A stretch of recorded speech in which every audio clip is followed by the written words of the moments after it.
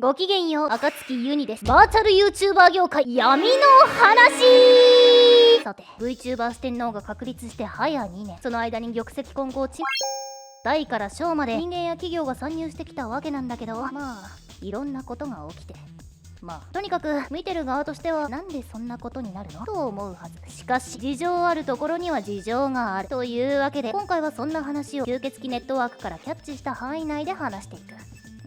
そもそも人あるところに争いあり。V じゃない実写のチューバーでも出演者本人にカメラマン、編集担当で最低 2,3 人、ちょっと手が込んでくると女子やスタッフ、企画担当や構成作家、撮影現場じゃないところで働く人まで含めて5、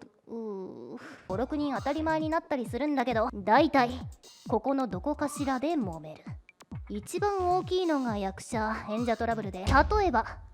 一例、ある会社が VTuber を始めようとして、その中の人を声優事務所に相談する。声優事務所からしたら VTuber なんか未知の業界だし、何が何だかわからないから、言っちゃえばあんまり売れてない声優さん、新人の声優さんを候補として出して、この子なんかどうと言ってみる。もろもろの検討の結果、事務所所属の声優 A ちゃんが VTuber の中の人に決定して、さあ活動開始。中の人として A ちゃんは頑張り、 VTuber は軌道に乗り、イベントやグッズや企業案件もそこそこ回り始め、頑張るぞイエーイとなったところで、所属事務所がふと気づく。こいつ意外と仕事できるな。やっぱり自社で売り出してみようかな。となると、あの VTuber とやらを仕切ってる会社邪魔やな。 VTuber とやら儲かってるらしいし、ふっかけてみるか。ということで事務所はこんなことを言う。最近儲かってるらしいやん。ここらでうちの声優のギャラ引き上げたいんやけど、これから時給100万円にしてくれへん？稼いでる人気キャラの魂なんやから、いけるやろ。もちろん事務所側も無理難題なのは分かってるけど、もしこれが受け入れられたら太い金づるゲット、もし蹴られても売り出しに専念できると、カードゲームなら制限改定待ったなしのカードを切る。声優変更か、大金を絞り取られるかと。そんなトラブルに悩んだ結果、よく似た見た目のサブキャラを出してそっちに出番をスイッチしたり、仕方なく声優を変更したり、最終的には演者と話し合いを続けてまいりましたが、みたいなふわっとした文章が載って終わりだったり、モニョモニョした着地になったりする。実際の運営にどれくらいの人間とコストが必要か想像しにくいこともあって、私は搾取されてると思われて争いが勃発することもあるとか。強欲と無知は争いを生む。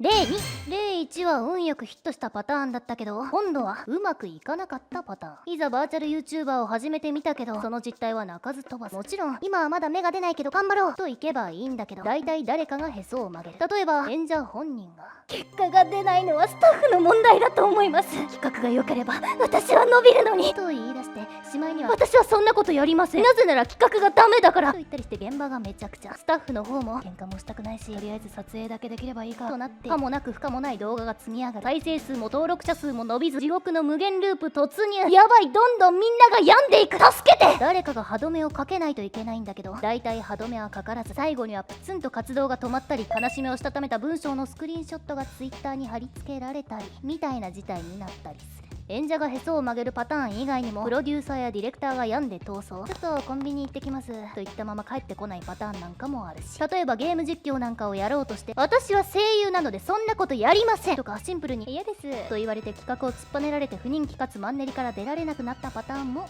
たりする。レイさん、うまくいきかけ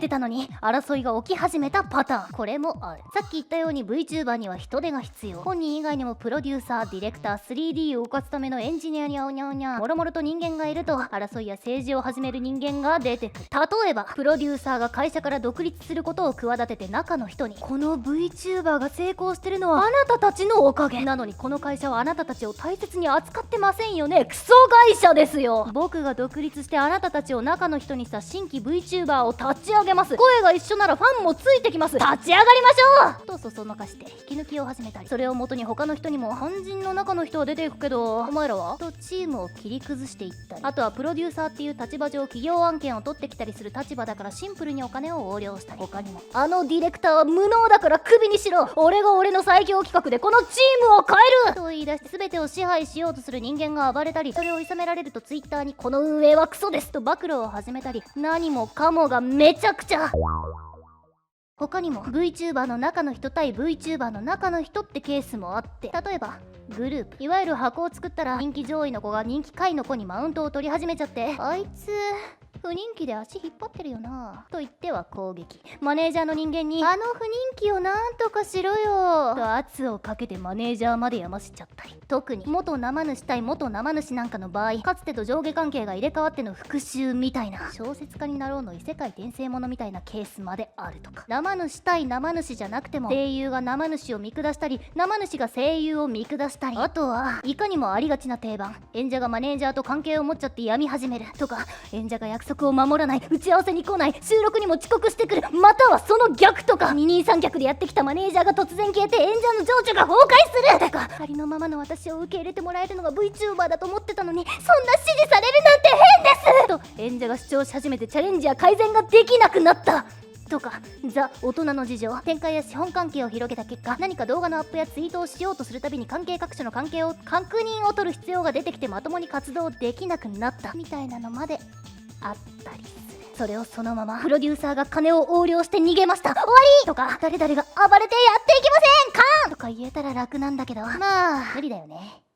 そんな恨みつらみが逆恨みつらみを呼び、ネットゴシップと融合、怪情報が乱舞。あいつの職業は実は風俗嬢とか、中の人は社長の愛人とか、内部のものですが体制は崩壊していますとか、虚実ないまぜで差別と憎悪と罵詈雑言の嵐。もうめちゃくちゃ助けて。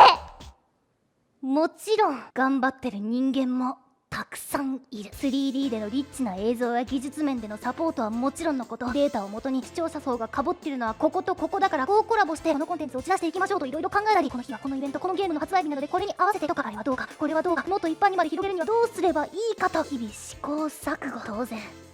成功もあれば失敗もありだけど、配信を中心に個人 VTuber として活動してる人もいれば、活動は個人だけど企業のマネジメントを受けてたりするってこともある。企業や箱の名前にブランド価値があるからって理由で生配信は自主的に頑張ってねと、よく言えば放任主義、悪く言えば無責任なところもあったりする。あくまでケースバイケースだけどね。果たしてこの企業のゴタゴタは過渡期の出来事なのか、世界は滅びに向かっているのか。ともあれ人間は愚かだな。チャンネル登録よろしく、チャンネル登録よろしく、チャンネル登録よろしく、チャンネル登録よろしく、チャンネル登録よろしく。